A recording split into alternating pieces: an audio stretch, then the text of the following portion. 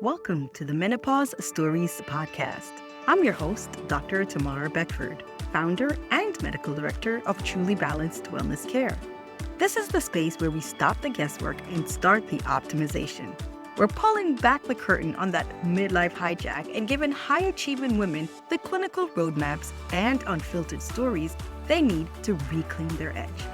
Let's get into today's story. You're sitting in a meeting and your heart starts to race without any warning. No reason at all. You are looking calm on the outside, but on the inside, something feels off.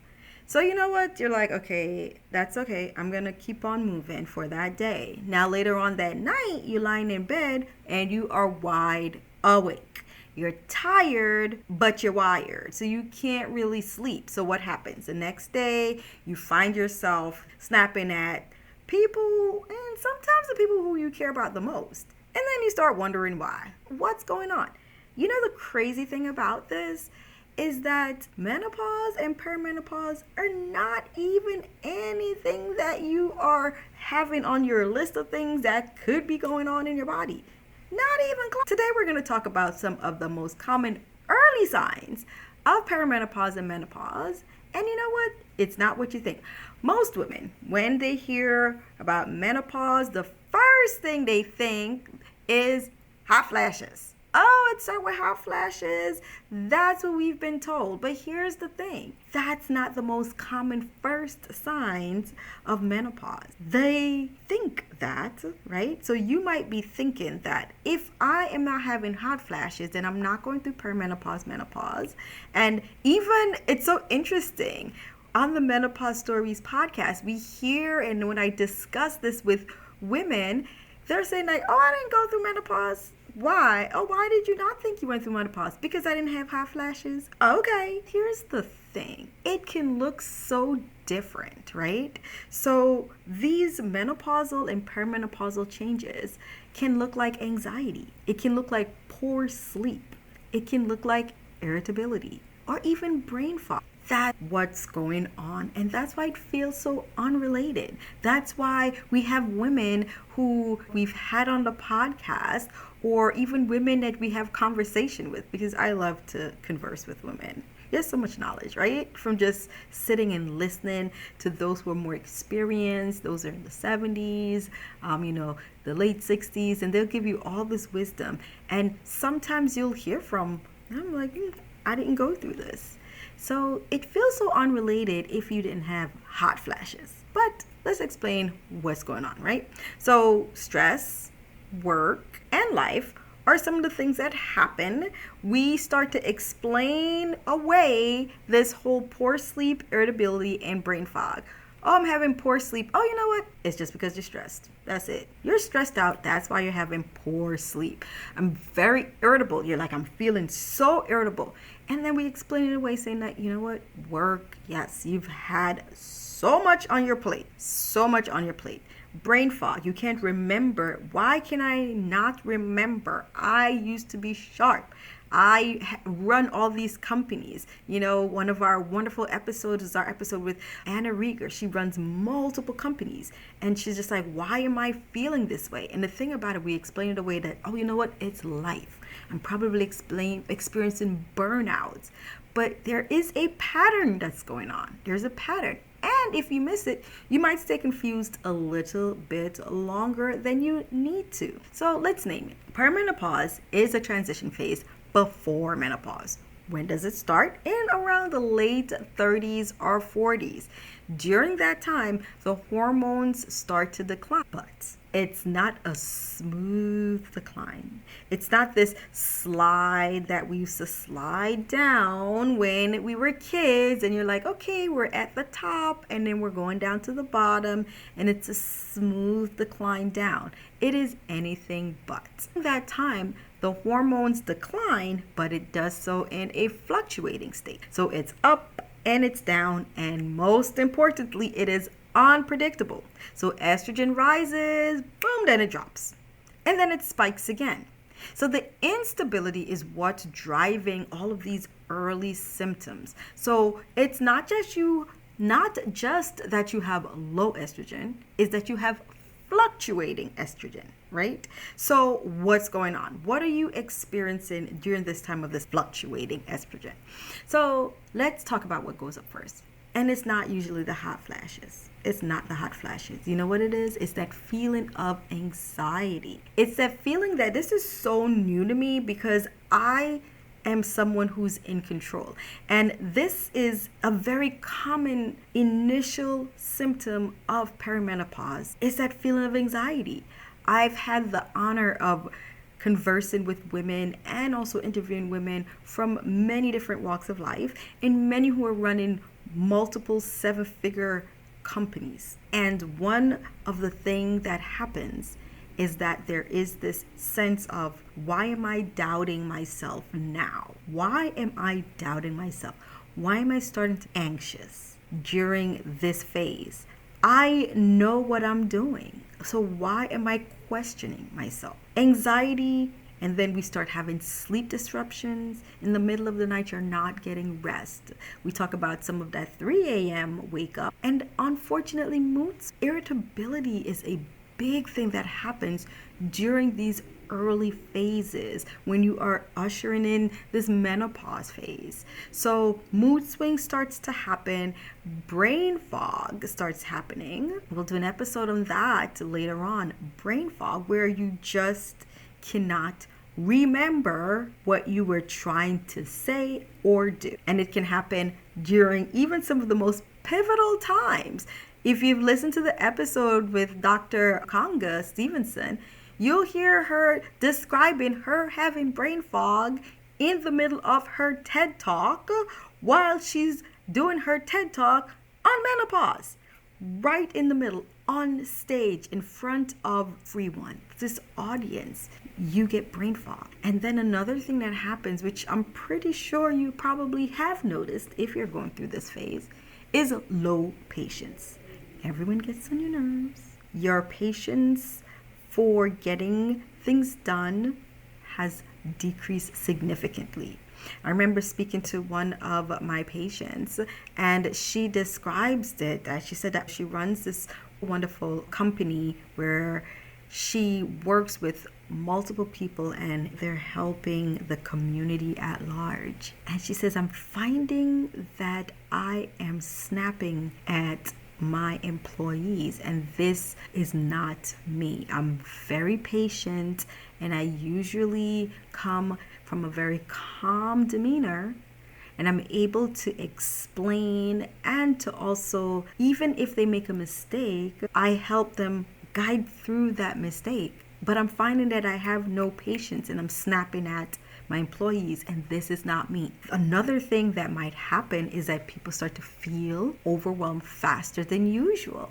And this is also when you're running multiple seven-figure companies and you're running either busy practice or you have an organization, when you're doing things that are high stakes, you know that you're being bombarded by decision after decision that affects a lot of people's lives. So the decisions are not going to only affect you, but it affects the lives of your employees, and also the decision will help to determine the outcome on where's your business going, the growth, the decline, all of this.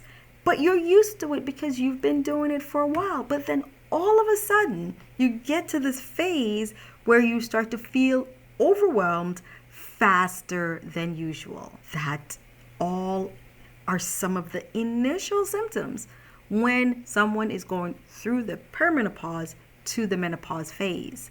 So you might hear women start to say this: I don't feel like myself. I look in the mirror and I don't recognize that person. I don't feel like myself. That is one of the most common phrases. I'll tell you that. The most common phrase is, I don't feel like myself. Or you might see yourself saying, I used to be able to handle this. I don't understand. Why am I going through this? I used to be able to handle this. And if you've listened to some of the wonderful stories from our Menopause Stories podcast, and one of our guests says that I am sharp. I got to this point because I'm that sharp. We had a wonderful guest, Dr. Erica Bove. She's a reproductive endocrinologist. And that means that she did train as an OBGYN. Then she did additional training in reproductive endocrinology to help with fertility. This episode is brought to you by Truly Balanced Wellness Care. Most high-level women are told that their labs are normal while they're struggling to lead through brain fog and fatigue. At Truly Balanced, we don't settle for not sick. We architect for peak performance. Whether you need a 30-minute hormone strategy session to audit your labs or are ready for our 3-month Jumpstart Intensive, we provide the physician-led roadmap to get you back to your best. Visit the link in the show notes or go to www.trulybalancedwc.com to secure your spot. Now, back to the conversation. And she says she began to feel like she could not handle all that was going on. Why am I feeling so overwhelmed? She's a medical director and she's also a clinical director. So she had a lot of roles that she was able to do like the back of her hand because that's just who she is and she knows how to do all these things. But once she got to that phase of that perimenopause phase, she began to feel overwhelmed, right? Another thing that you might start to hear is, why is everything irritating me? Why is it that the noise irritates me? Someone chewing, smacking when they're chewing, it irritates me. Why is it that when they're slurping their soup, all of that irritates me? The sound, everything. Misophonia is a medical term for that. Everything is it's just louder than normal. Now you start to wonder, am I going through something? Is it me? Am I changing personality? Am I merging into this awful person? And the answer is no, you're not merging into an awful person. These are physiological changes that are going on, right? So we talk about our wonderful hormone estrogen. And estrogen, we know that she has so many benefits within our body. And one of the benefits that she has is interacting with our brain. So specifically the neurotransmitters of our brain. When we think about that, our neurotransmitters, we really think about a chemical reaction. I often say to people, we think that we're truly in charge, but we really are just a body full of chemical reactions, right? So when we have these chemical reactions, we get the release of some of our wonderful serotonins, dopamine, and the GABA. These are some of the different chemicals that release to help with mood stabilization. It helps us to feel happy. It helps us to feel calm and focused. Now, estrogen, she interacts with the brain to help to release some of these things.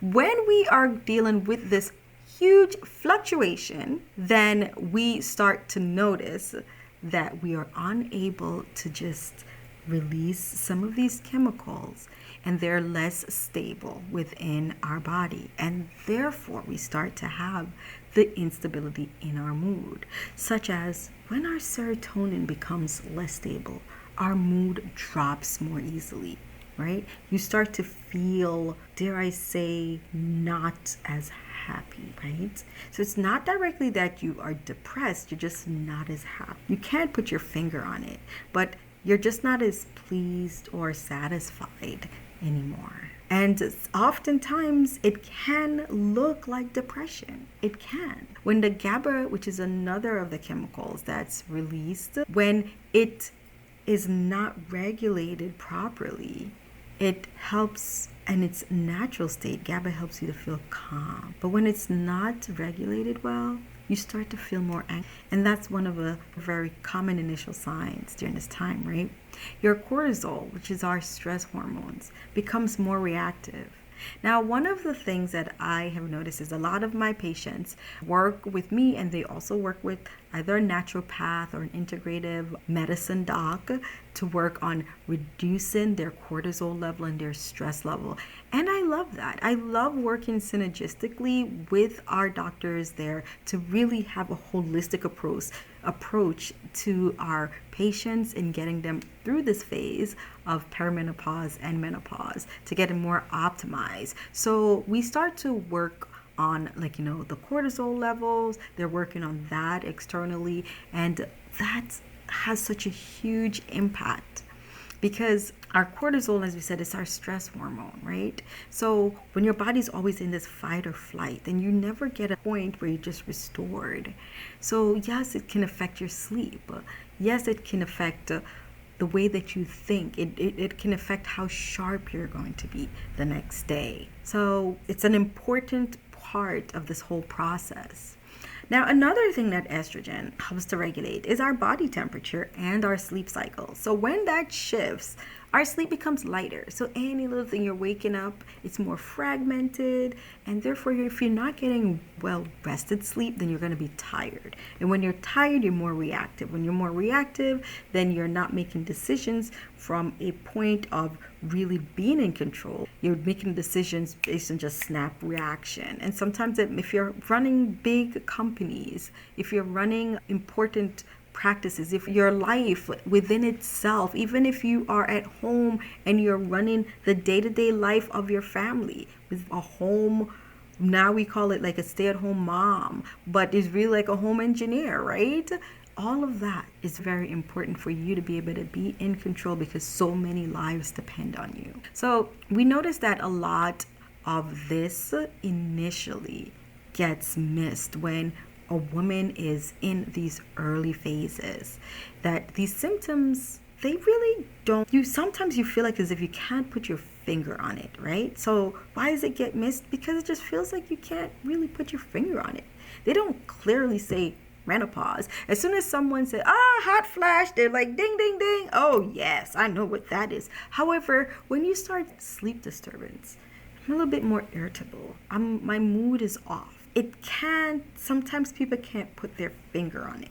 And so you have to just be so aware and so self-aware about what's going on in your body during that time. And if you're noticing some constellation of symptoms, you're starting to label like, I'm feeling anxious, I'm feeling burnt out, I'm feeling depressed, I'm feeling stressed, and it's all happening around that time where you're in the late 30s, early 40s, you can really take a step back and say, what's going on? If you find yourself trying to fix things and you're fixing multiple things. Oh, sleep. Okay, let me take a sleep aid. Oh, my energy level is low. My mood is off. Oh, I'm going to just drink more coffee. Oh, I'm feeling burnt out. Oh, I'm just going to push through. Take a step back. Look at the constellation of symptoms and try to ask yourself, wow, could this be something more? Is there a root driver that's there? Could this be related to hormonal fluctuation? Because when you're going through it individually, you feel like you can explain it away one at a time. But when you take an eagle's eye, a bird eye view of what's going on, you might be able to notice that this is hormonal fluctuation, and that although you're still having regular periods, there is a way for you to get support, and menopause, perimenopause should be on the radar of things that's going on. So there is a pattern, right? So your symptoms are going to feel cyclical or very unpredictable. One week you're going to feel great, and that's the thing, right? Then the next week things feel harder. Your sleep cycle might worsen, and then your mood might drop suddenly. So anxiety might start coming out of nowhere. And inconsistency, all of these things are the clue for you to take a step back and say, this could be hormonal fluctuation. Now, it's not, you have a personality shift, you're not going crazy. When you look in that mirror and you're saying that I do not feel like myself, that's usually the sign to say, let me take a step back and see if I can find someone to help me get through this phase. It can be explained away, absolutely. Everyone is stressed, right? We all have busy lives. We all have so many things on our plate, but is it worth it for you to push through, or is it worth it for you to get support and to be able to get that rest back, to get yourselves feeling back energized, to feel like the sharp, top of the line person that you know you are, the person who makes decisions, not doubting every question in themselves, doubting every decision that you're making? Isn't it worth it to feel better, to get yourself back to the you that you know? If this is something that touched you and it resonated with you, I want you to reach out. Book a free consult call with me. If you are in the Texas, Georgia, Michigan, Iowa, Illinois area, I'd be happy to support you during this journey. If you're outside of this area and this resonated with you, go ahead, reach out. Let me know what part and how I can support you. If this is something that you have heard in one of your friends, send her this episode. You right there can be saving someone from many years of distress. I hope you enjoyed this episode. I'm Dr. Tamara Beckford, and I will catch you next time. You've been listening to the Menopause Stories podcast. If today's conversation hit home, don't let your story stay stuck in that midlife hijack. Head over to the show notes to book your strategy session and to join the movement of women redefining their power. I'm Dr. Tamara Beckford. Stay optimized, stay bold, and I'll catch you on the next episode.